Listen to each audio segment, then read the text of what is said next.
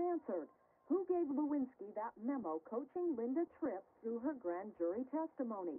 Chuck Conconi of the Washingtonian. If Monica gives up her source, the person who wrote the talking points, she's in real trouble because then everything will tumble around her.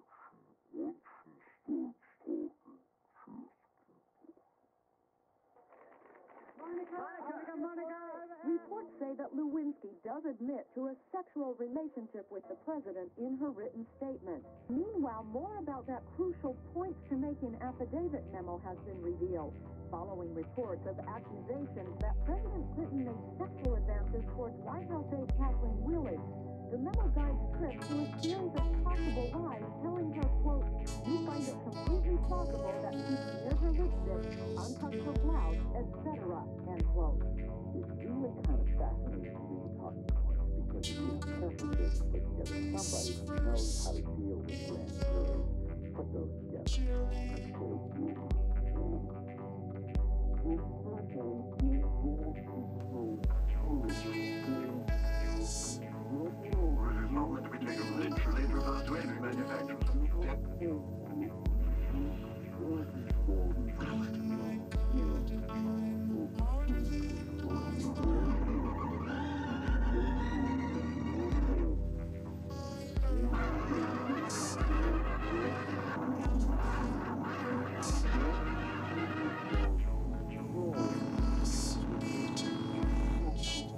Bad Luck's charge was to unify voices of artists who had social and biopolitical stances that were in line with our own.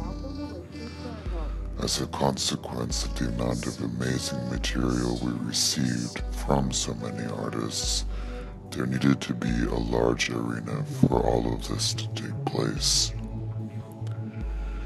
The idea of releasing this material in separate records never really occurred to us, since it was important for the statement to be one continuous thought.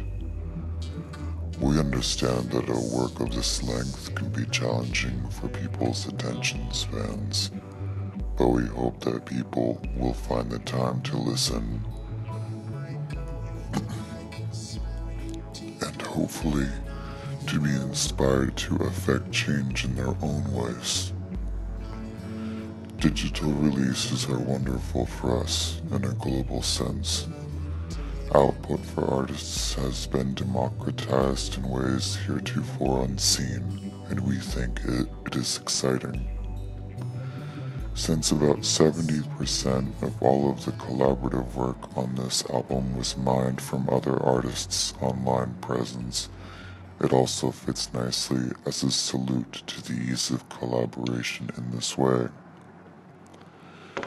That said, we do think that tangible items act as sort of artifacts or trophies of taste, and while we agree there is a certain beauty to holding an item and interacting with it, the music business functions on an economy that we're not entirely satisfied with participating in.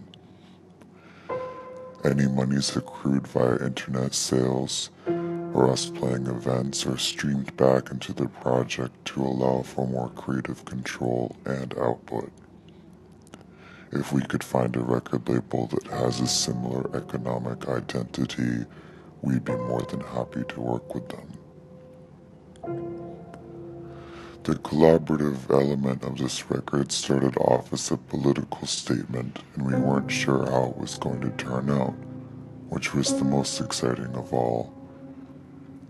We gave very loose directives to the artists we asked to work with us. We would send sort of a mission statement telling them what our goals were. For example, we would just ask a person to contribute in the way that they felt they could, in the best possible way. A visual artist might contribute an illustration for the artwork for an album, but perhaps they were interested in doing a field recording that would fit the general tone. This way, everyone is encouraged to experiment, and since they were essentially blindfolded to the outcome, we received some very interesting works.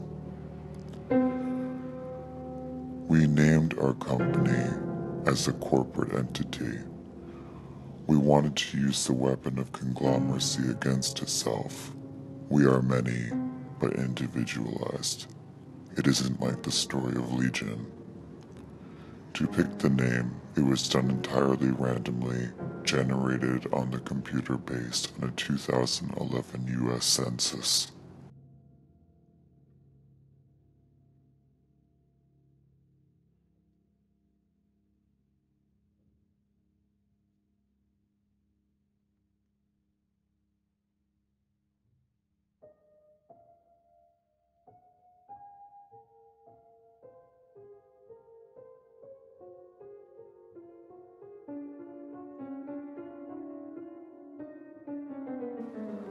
The concept and sense of home is perhaps shifting more than ever because of the internet.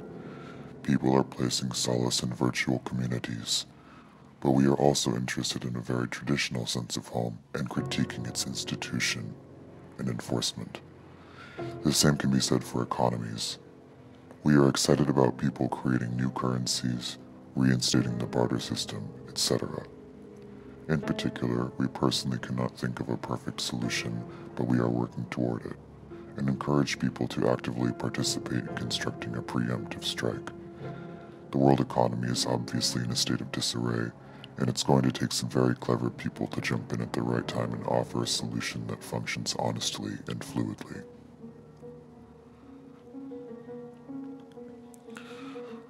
Reposition is about a white, greedy everyman who bottles culture and poverty as exotic news stories and resells it for a profit. Examples of this sort of behavior are a stone's throw away, and it's particularly nasty. Our Vulcan manipulation is a means to express our distaste, but we are also attempting to be a multitude of voices. We are men, women, children, and the elderly. We are greedy, humble, honest, evil, and pious. We hope that we can express the desires and feelings of all sorts of people, because ultimately, we are on this game for the same reason. Just some of us don't play by the same rules. Sophia Retta functions as a multimedia project.